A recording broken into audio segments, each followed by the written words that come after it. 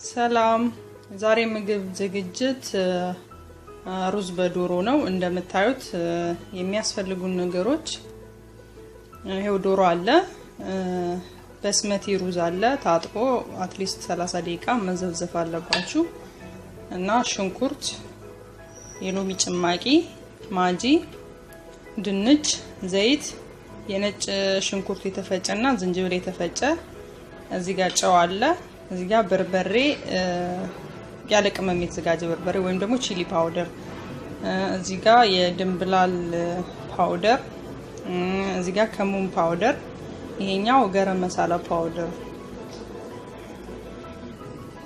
እሺ ድስታችን ላይ በቂ ዘይት ጨምረን ሽንኩርቱን ጎልደን ብራውን እስከሚሆን ድረስ እንጠብሰዋለን ማለት ነው። ትንሽ ስኳር እንጨምርበታለን።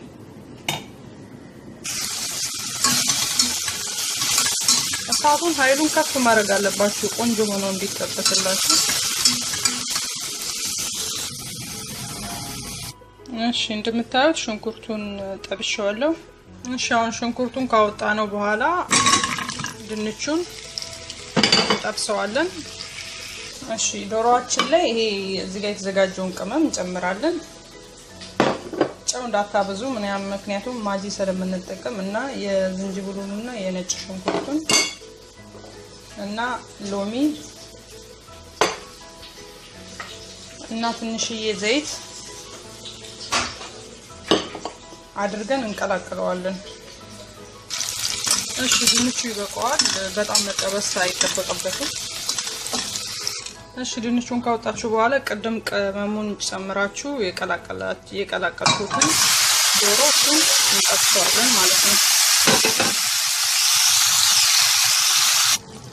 እሺ ማጂ መጨመራችሁን እንዳትረሱ።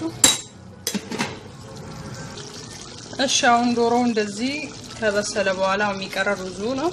አሁን ቅድም የጠበስነውን ድንች ጨምረን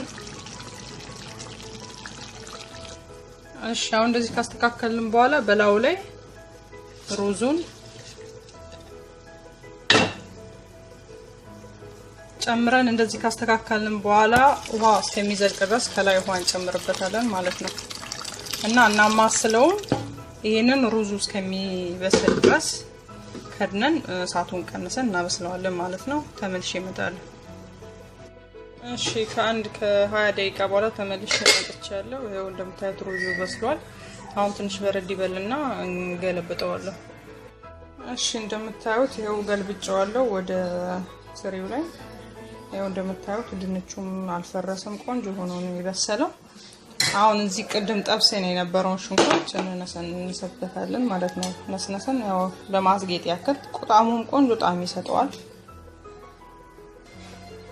እሺ እንደምታዩት የቆንጆ ከለር እንዲሁም ጣዕሙም በጣም ቆንጆ ነው። እሺ አሁን እቀምሰዋለሁ።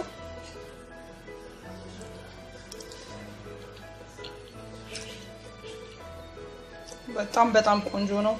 ይሄን ሰርታችሁ ካልቀመሳችሁ ልታውቁ አትችሉም። ስለዚህ ሰርታችሁ ቀመሱ ትላችኋለሁ። በጣም አመሰግናለሁ። ቻው